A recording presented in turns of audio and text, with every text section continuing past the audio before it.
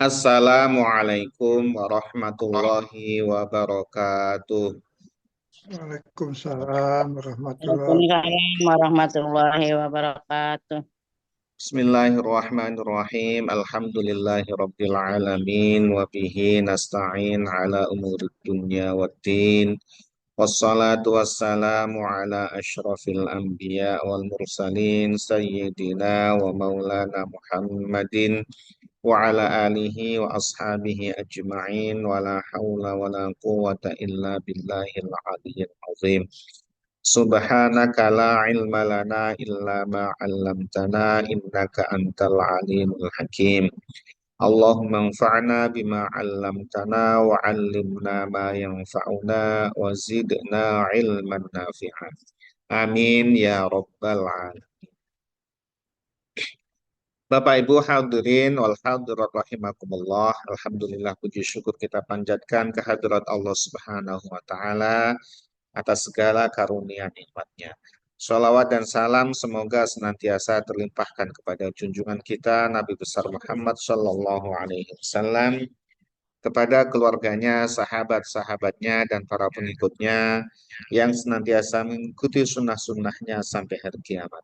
Semoga kita, keluarga kita, anak keturunan kita, tergolong umatnya Nabi Muhammad Sallallahu Alaihi Wasallam dan nantinya akan mendapatkan syafaat dari beliau. Amin ya Rabbal Alamin. Bapak Ibu hadirin wal hadirat rahimakumullah. Alhamdulillah malam hari ini kita diperkenankan oleh Allah Subhanahu wa taala untuk melanjutkan kajian kitab Riyadhus Shalihin. Insya Allah malam hari ini kita akan melanjutkan yaitu bab amar ma'ruf nahi munkar. Masih membahas tentang ayat-ayat yang terkait dengan amar ma'ruf nahi munkar.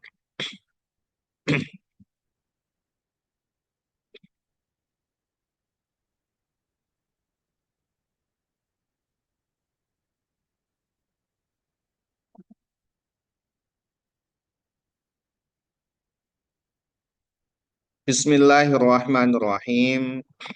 Qala al-muallif rahimahullahu ta'ala wa nafa'na bihi wa bi'ulumihi fid dharaini amin. Wa qala ta'ala, dan Allah Subhanahu wa ta'ala berfirman, A'udzu billahi minasyaitonir rajim. Fasda' bima tu'maru wa a'rid 'anil musyrikin.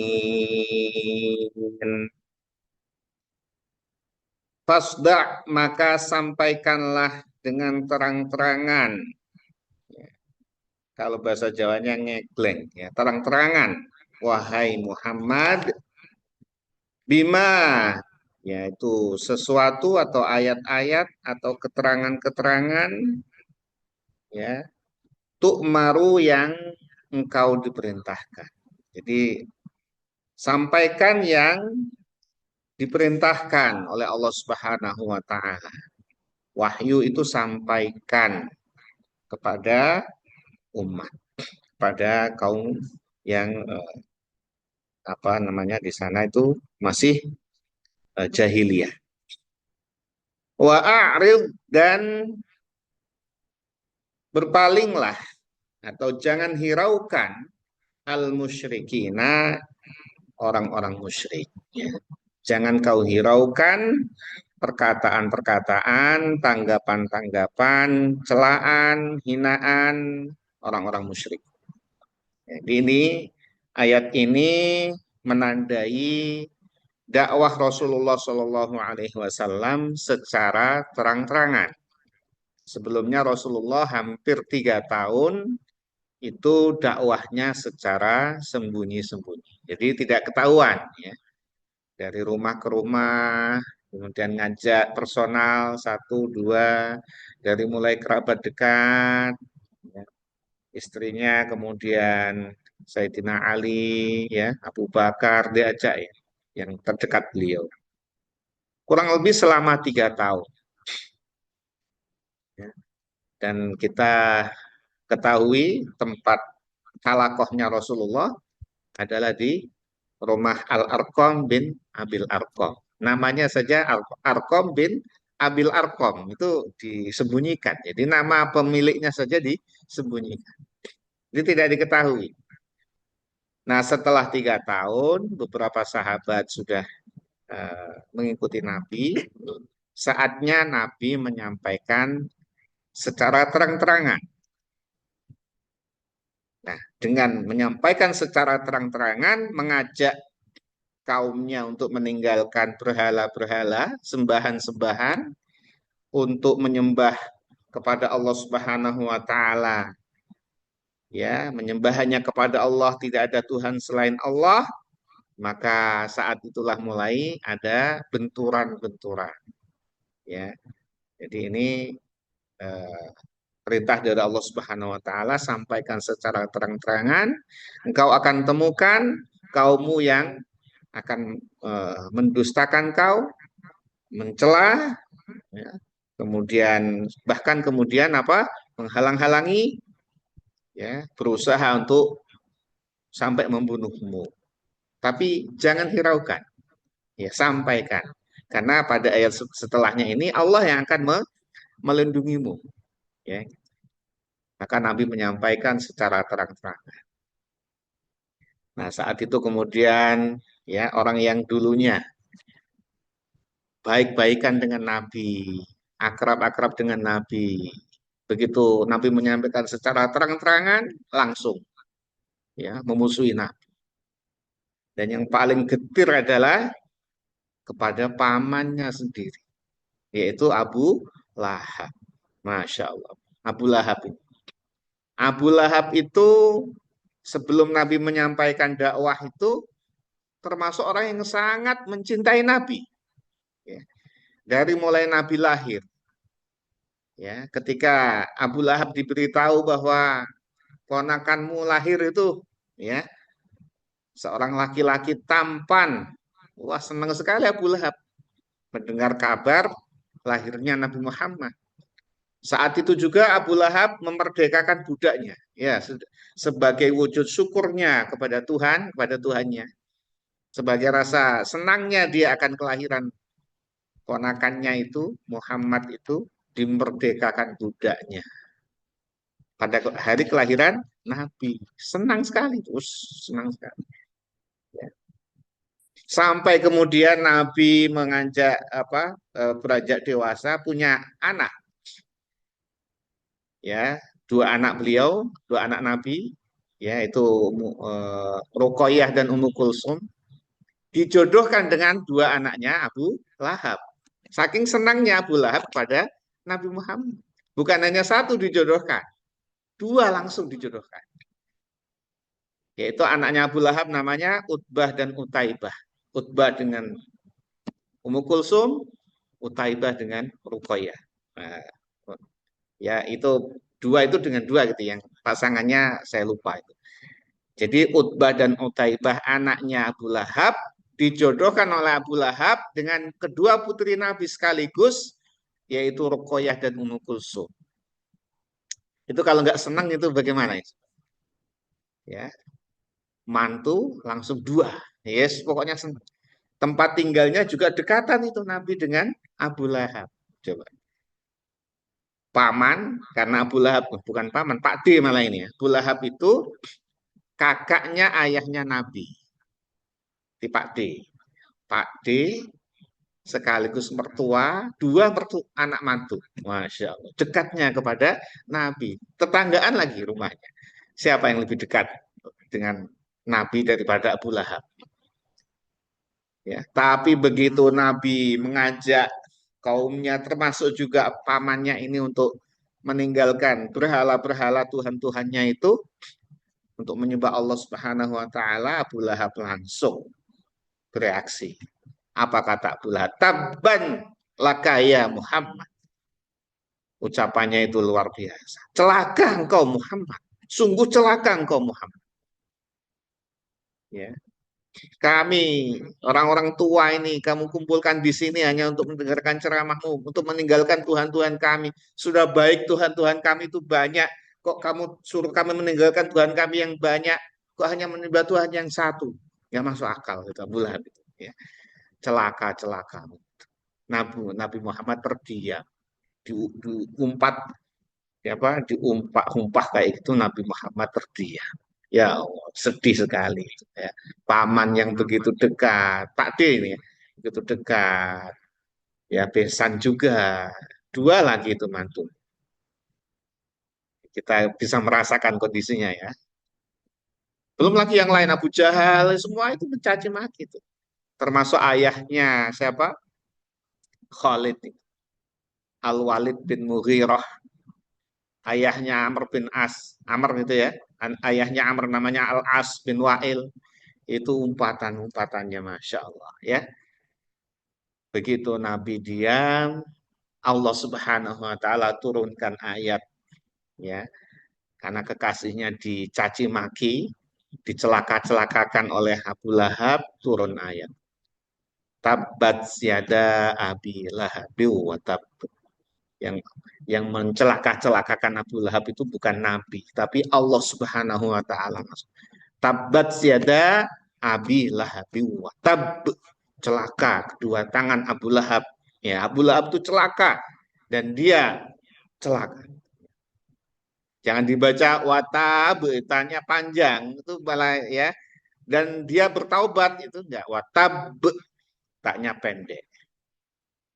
Celaka. Jadi yang menjawab itu langsung ayat Al-Qur'an. Begitu turun surat Al-Lahab tadi mencelaka-celakakan Abu Lahab sampai akhirnya itu termasuk istrinya Abu Lahab, bukannya Abu Lahab malah sadar gitu ya, tambah garang lagi.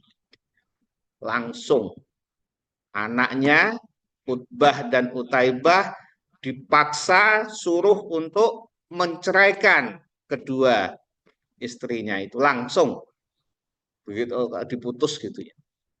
Kamu harus ceraikan itu Ruqayyah dan Ummu Kulsum. Kalau tidak kamu tidak aku apa eh, akui sebagai anak. Ceraikan sama Utbah dan Utaibah.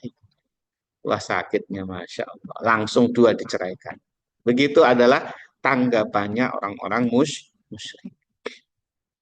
Tapi itulah resiko dakwah. Jadi Rasulullah sampaikan terus apapun yang terjadi. Ya, pahit, getir, ya, sakit, tetap dijalankan dengan tabah. Tidak hanya Nabi Muhammad yang merasakan dampaknya, ya, sahabat-sahabat Nabi yang lemah-lemah itu juga merasakan dampaknya.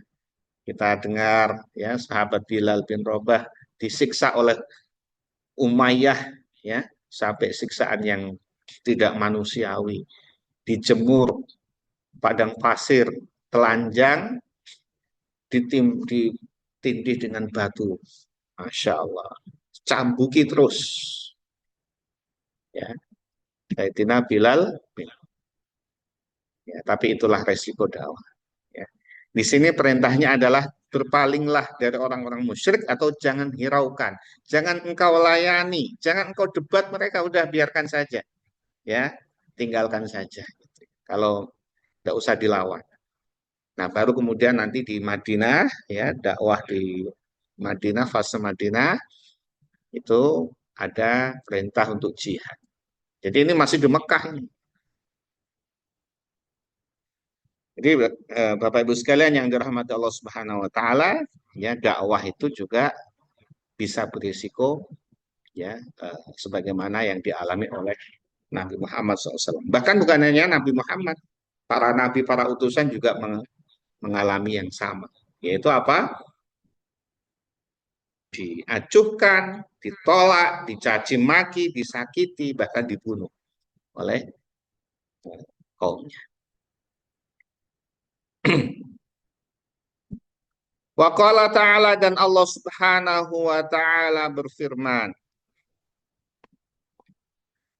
"Falamma nasu ma dzukiru bihi anjayna alladhina yanhauna 'anis su'." أنجينا الذين ينهون عن السوء وأخذنا الذين ظلموا بعذاب بئيس وأخذنا الذين ظلموا بعذاب بئيس بما كانوا يفسقون.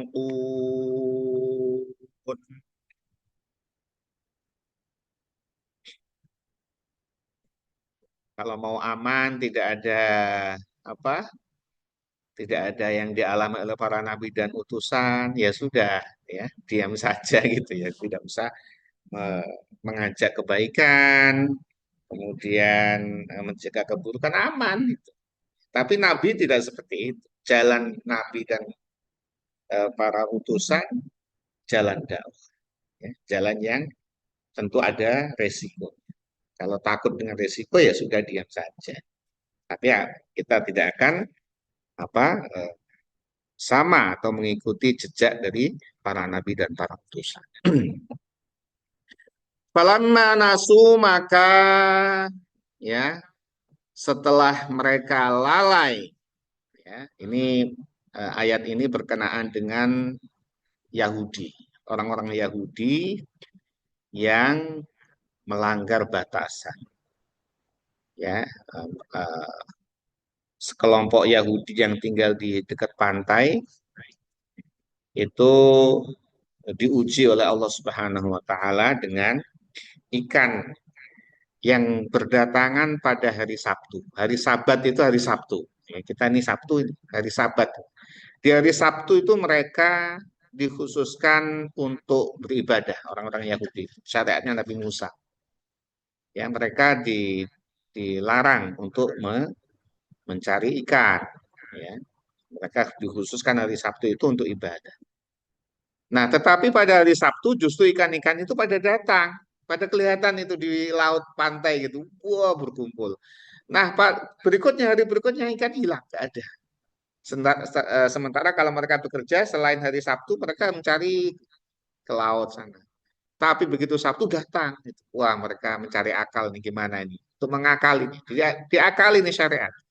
Akhirnya apa? Mereka memasang jala. Jadi dipasangnya di hari Kamis, di hari Jumat dipasang jala, ya dipasang kayak cekungan gitu, terus kasih jala. Nanti hari Sabtu ikan pada datang masuk ke situ, nggak bisa kembali. Nah, dibiarkan oleh mereka Sabtu, minggunya baru diambil ikan. Wah itu melanggar juga begitu ya. Itu dilakukan terus-menerus. Bahkan lama-lama akhirnya bukan hanya Sabtu mereka itu memasang jala, tapi Sabtu juga langsung turun juga ngambil ya sudah kelewat batas sudah itu ya. Ya. Kemudian ada golongan yang senantiasa mengingatkan, jangan, kalian dilarang untuk mengambil ikan di hari Sabtu. Nanti akan ada azab Allah yang pedih. Wah, cuek saja, terus saja. Ada golongan kedua yang tidak ikut-ikutan ngambil ikan dan dia juga tidak senang, tetapi dibiarkan saja. Jadi dia termasuk yang diam.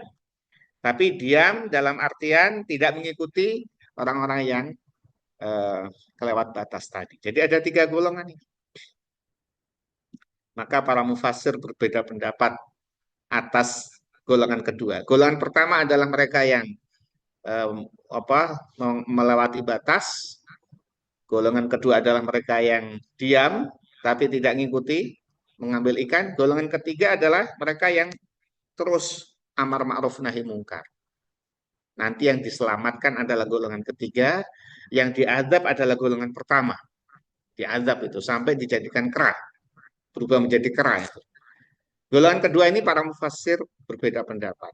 Ada yang mengatakan dia ikut diazab karena dia diam saja. Golongan mufassir yang kedua berpendapat dia selamat karena dia ingkar dalam hatinya sebenarnya. Cuman dia ketika mengajak itu merasa ya diajak juga tidak mau. Jadi tidak ada manfaatnya mengajak gitu ya. Tapi golongan ketiga terus saja memperingatkan. Maka yang selamat yang disepakati para ulama adalah yang ketiga ini. Yang selamat, yang golongan pertama itu disiksa Allah Subhanahu wa Ta'ala. Kemudian yang golongan kedua, kalau menurut ulama ya, yang menguatkan lagi adalah mereka selamat, termasuk yang selamat. Falamma nasu, maka setelah mereka lupa, lalai, madzukiru, pada apa yang diingatkan untuk mereka bihi dengan ma tersebut, anjaina, kami selamatkan alladzina, orang-orang yang hauna, yang mereka mencegah, yang selalu mencegah anisu'i, dari keburukan, dari kemaksiatan, yaitu melanggar batas tadi. Jadi senantiasa mengingatkan itu diselamatkan Allah. Wa akhadna, dan kami azab, kami timpakan, ya, kami apa ini di sini? Kami timpakan alladzina, orang-orang zalamu, yang mereka zalim, apa? Bi'adzabin, dengan azab. Kami timpakan azab kepada orang-orang zalim yang tadi itu mencari ikan atau memasang jala, ngakali tadi itu, dengan azab baisin, yang sangat keras. Bais itu yang sangat buruk, sangat keras. Bima kanu, sebab apa yang mereka itu yafsukuna, mereka berbuat fasik. Jadi ya, dampak dari maksiat itu adalah azab, baik dunia maupun akhirat. Di maksiat itu mengundang azabnya Allah Subhanahu wa Ta'ala. Itu udah rumus itu. Maka kalau ada yang melihat kemungkaran, membiarkan saja, itu nanti mengundang azab Allah Subhanahu wa Ta'ala. Naudzubillah min. Ya, mudah-mudahan kita dimudahkan oleh Allah Subhanahu wa Ta'ala untuk amar ma'ruf nahi. Wal ayatu fil babi katsiratun ma'lumatun. Ayat-ayat tentang bab amar ma'ruf nahi mungkar itu banyak. Masih banyak lagi maksud Imam Nawawi itu ya. Ini yang disampaikan oleh Imam Nawawi, ayat-ayat terkait dengan amar ma'ruf nahi mungkar hanya beberapa saja. Baik, kita lanjutkan. Wa amal ahaditsu, adapun hadis-hadis yang terkait dengan amar ma'ruf nahi mungkar. Fal awwalu, maka yang pertama, hadis yang pertama, jadi hadis yang pertama pada bab ke-23 atau urutan hadis nomor 186 kitab Riyadhus Shalihin.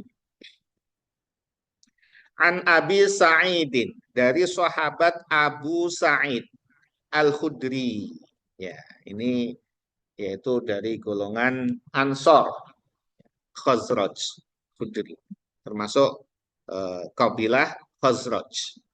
Abu Sa'id ini meriwayatkan hadis sebanyak 1170 hadis. Termasuk yang banyak juga. Radhiyallahu anhu, semoga Allah meridhai sahabat Abu Sa'id Al-Khudri. Qala, berkata sahabat Abu Sa'id Al-Khudri, sami'tu Rasulullah sallallahu alaihi wasallam, aku mendengar Rasulullah sallallahu alaihi wasallam. Jadi kalau sami'tu Rasulullah ini hadisnya kuat. Ya, berbeda dengan tanpa ada sami'tu. Langsung qala Rasulullah sallallahu alaihi wasallam. Jadi kalau sami'tu itu berarti Abu Sa'id duduk bersama Nabi atau berjumpa dengan Nabi, beliau langsung mendengarkan dari Nabi. Tapi kalau tidak ada sami'tu, itu bisa saja beliau tidak bersama Nabi, beliau mendapatkan itu dari sahabat yang lain, bisa. Ya, jadi ini lebih. Maka dari majelis ilmu itu yang paling afdol adalah yang hadir, yang paling afdol. Ya, atau kalau kita Zoom berarti ikut yang Zoom. Ya, beda dengan yang sudah direlay, itu berbeda. Ya, jadi ini kuat. Ya, sami'atu Rasulullah, berada dalam satu majelis bersama Rasulullah. Jadi memang ada level-level hadis gitu ya. Kalau tentang apa Sahih, Hasan, ya, dan seterusnya itu adalah tentang rawinya, tentang periwayat hadisnya. Kalau Sahih itu syarat-syaratnya, ya, diantaranya adalah yang meriwayatkan hadis rantai, ya, mata rawi hadis itu orang-orang yang terpercaya, hafalannya kuat, ya, orang yang adil, tidak pernah berbuat fasik. Oh, syaratnya ketat sekali itu. Ya. Jadi kalau pelupa itu hadisnya akan dhaif. Maka kalau kita gitu ya, kalau dulu kan zaman dulu tuh hadis itu dihafal. Ya, baru Imam Bukhari baru ditulis oleh Imam Bukhari. Dulu sudah hafal-hafalan. Berdasarkan hafalan, mendengar dihafal, kemudian lanjut ke murid-muridnya dihafal gitu. Jadi kalau dulu tidak ada catatan hafalan, kalau hafalannya lemah dianggap dhaif hadisnya. Tahu dari siapa itu dia punya hafalan lemah? Tentu dari eh, apa teman-temannya atau dari eh, kaumnya yang mengatakan dia itu hafalannya lemah, pelupa, maka hadisnya dhaif. Kalau dia hafalannya kuat, tidak pernah berbuat fasik. Bahkan Imam Bukhari salah satunya yang dianggap beliau itu tidak apa namanya tidak layak adalah hanya sebab meludah ke arah kiblat.